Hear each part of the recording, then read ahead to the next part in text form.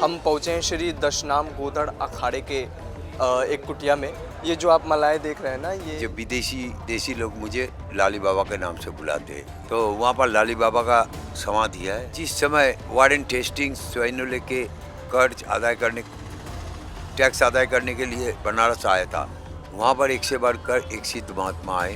पीठ में हम रहते हैं और सिद्ध पीठ है, तब वो वहाँ पर डोम के काम करते थे। तो तुम कौन राम के रमोगे, मेरा सांस से एनर्जी निकलता है। 1998 से माला धारण करते करते जब शिवरात्रि के दिन से 24 साल हो जाएगा, देखो कैसे चिकना है। आगे जाके आँख के ऑपरेशन होने वाला है। प्रयागराज के धराधाम से ये भारत भूमि धन्य है, क्योंकि यहाँ महाकुंभ 144 साल बाद महाकुंभ का आयोजन हो रहा है। और इस महाकुंभ की सबसे बड़ी विशेषता ये है कि यहाँ साधु संतों का अलग अलग किरदार देखने को मिलता है। इन्हीं किरदारों में से एक हम पहुँचे हैं श्री दशनाम गोदड़ अखाड़े के एक कुटिया में, एक शिविर में। हमारे साथ हैं लाली बाबा जी। इनकी सबसे बड़ी विशेषता और इनकी पहचान ये है कि ये जो आप मलाएँ देख रहे हैं ना, ये महाराज जी धारण करते हैं अपने गलों में। और इनके शिष्य केवल भारतीय नहीं बल्कि फॉरेनर्स भी हैं, एनआरआई भी हैं, या south United state of America हो या बड़े बड़े जितने विकसित देश है वहाँ के भी हैं। हम इन लोगों से बात करेंगे, जो महाराज जी के शिष्य, इन लोगों से ही बात करेंगे। लेकिन सबसे पहले हम महाराज जी से कुछ जानना चाहते हैं गोदड़ अखाड़े के बारे में और इनके बारे में। महाराज जी, सबसे पहले तो स्वागत है आपका हमारे चैनल पर। महाराज जी, हमें पता चला कि आपको लाली बाबा के नाम से जाना जाता है, कुछ बताइए अपने बारे में। देखो, मेरा गुरु महाराज के दिया हुआ नाम है सत्यानंद गिरी।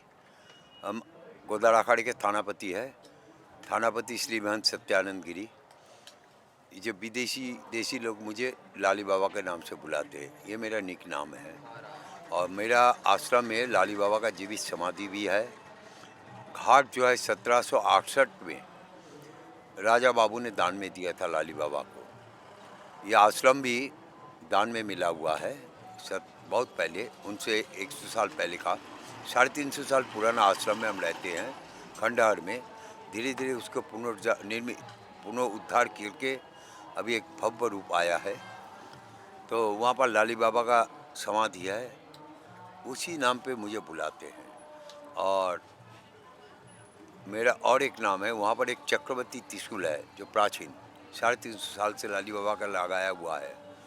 तो उसके लिए वो चक्रवर्ती पीठ, जब रामकृष्ण परमहंसदेव वहाँ पर आया था अपना अखाड़ा में, तब उनको चक्रवर्ती उपाधि से भूषित किया गया था। जिस समय वारेन हेस्टिंग्स सैन्य लेके कर्ज अदा करने टैक्स अदा करने के लिए बनारस आया था, तो चेत सिंह और उनका फौज ने उनका अंग्रेज लोगों को कातिल करके चेत सिंह किला में दबाया हुआ है। उस टाइम वो उनको आश्रय लेना पड़ा अपना अखाड़ा में, गर्भ गुफा में, जहाँ पर अभी हिंगलाज माता विराजमान है, हम स्थापना किए हैं। वो गंगा के तट पे बहुत प्राचीन तंत्रपीठ है, बनारस का सबसे प्राचीन तंत्रपीठ हुआ है। वहाँ पर एक से बढ़कर एक सिद्ध महात्मा आए।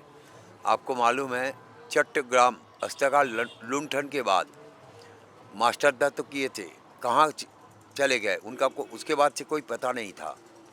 तो वो आया था रामकृष्ण मिशन में, रामकृष्ण मिशन से अपना अखाड़ा में उनको भेजा गया। वहीं पर आखिरी जीवन तक बिताने के बाद वहीं से उनका मौत हुआ था, मृत्यु हुआ स्वाभाविक भाव में। तो उस पीठ में हम रहते हैं और सिद्ध पीठ है। साथ साथ उत्तर वाहिनी गंगा, हरिश्चंद्र महाश्मशान, जहाँ राजा हरिश्चंद्र ने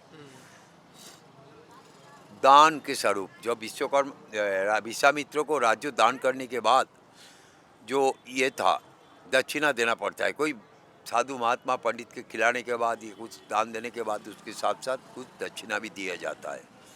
तो ये दक्षिणा मांगने लगा। जो राज्य दान कर दिया उसके बाद पैसा रहता है, कुछ नहीं रहता है। तो वो दान के पैसा देने के लिए खुद को भेज दिए कालूराम के पास। उनका पत्नी था और पुत्र रोहित को भी वहाँ पर बेच दिए। तब वो वहाँ पर डोम के काम करते थे और वहीं पर से आकाश से पुष्परथ आके जब उसका समय पूरा हो गया तो विश्वामित्र मुनि ने उनको मुक्ति दिए थे।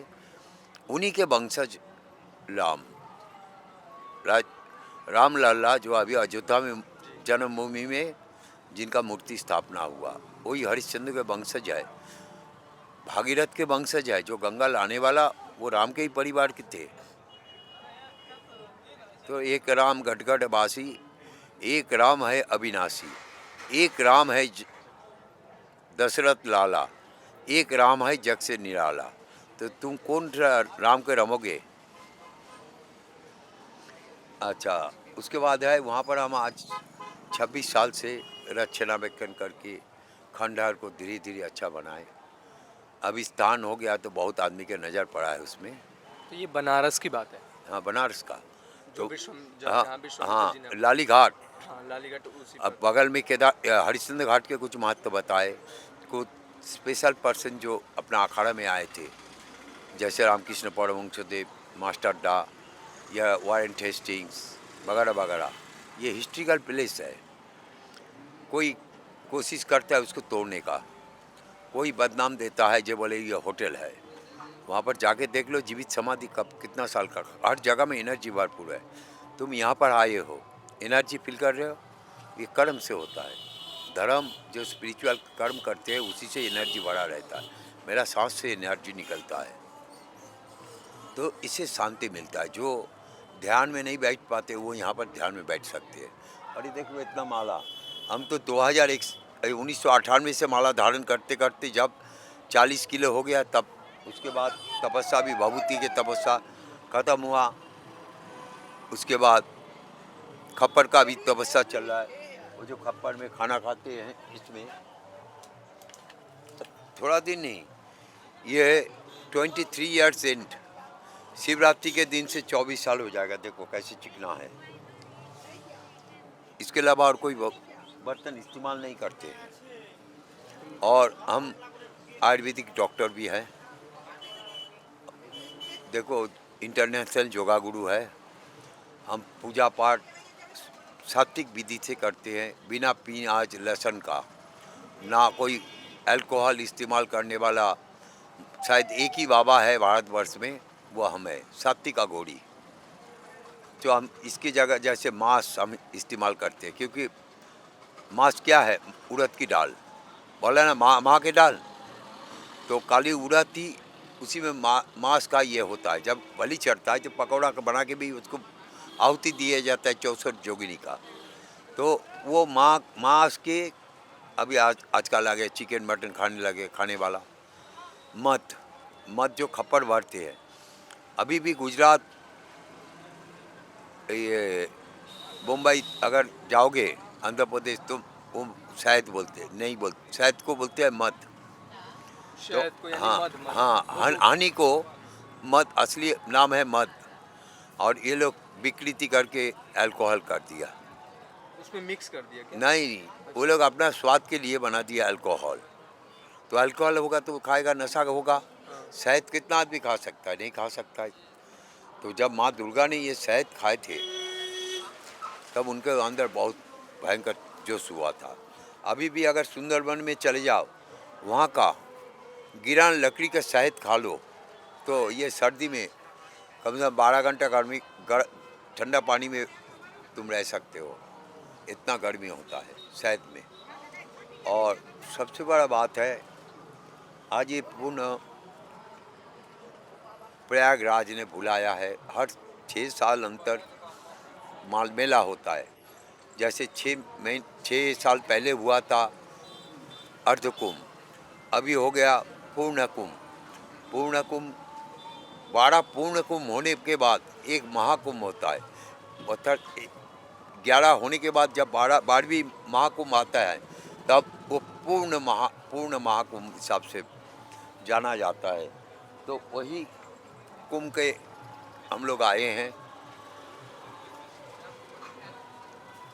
और कोशिश कर रहे हैं सेवा करने का। अन्न क्षेत्र चल रहा है, सुबह से चाय बिस्किट, उसके बाद बाल भोग में चूड़ा मटर पकौड़ा से लेके इडली उडली सभी बांटा जाता है। फिर थोड़ा देर बाद भोग होगा, जो बनेगा वही सबको दिया जाएगा। रात को भी भंडारा चलता है, जो आने जाने वाला खाते रहता है। महाराज जी, ये कुछ इस मलाओं के बारे में बताइए। 40 किलो आप बता रहे थे, तो ये 40 किलो आप हमेशा आप ग्रहण करते रहते हैं? करते हैं, अभी हर थोड़ा डिश को? उम्र भी होते जा रहा है तो स्पेशल टाइम में करते हैं। जैसे कैसे? जैसे हम अभी मूड बने गया तो धारण करेंगे। साधु अपना मूड ही होते हैं, वो अपना मन से करते हैं, दिखावा के लिए नहीं। या अभी इंटरव्यू कर रहे हैं, सारा दिन के बाद अभी तक भभूति रमाए नहीं, क्योंकि योगा सिखा रहे हैं। योगा सिखाने के टाइम सही से पसीना निकलता है। ये गर्मी में, सर्दी में सब पसीना से लथपथ हो गया। ओपन कुंडलिनी होने के बाद जब कुंडलिनी जागृत करते हैं, इसको तंत्र योग बोलते हैं। यहाँ पर हर रोज़ यहाँ पर योगा की भी सेवा है, तो जिसका इच्छा होगा आएगा, आके सीख सकते हैं। और हर एक प्रकार की सुविधा यहाँ पर है। तो पब्लिक की सेवा करने के लिए आए थे। अभी मुगलसराय से आए थे मेडिकल कैंप। उन्होंने मेडिकल करीब 575 के लगभग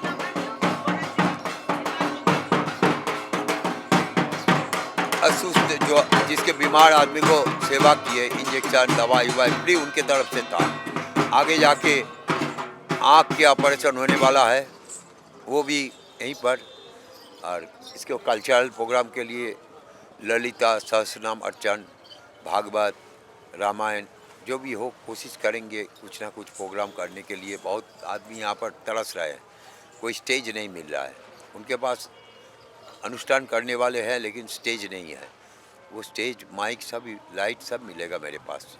बाबा जी, योग के बारे में बात हो रही थी। हम योग और साथ माला नहीं, जैसे श्रीमद, ये अगर शिव पुराण पढ़ोगे तो उसमें लिखा हुआ है, जो आदमी 1100 रुद्राक्ष के दाना धारण करते, ब्रह्मा विष्णु महेश उससे प्रसन्न होकर आशीर्वाद करते।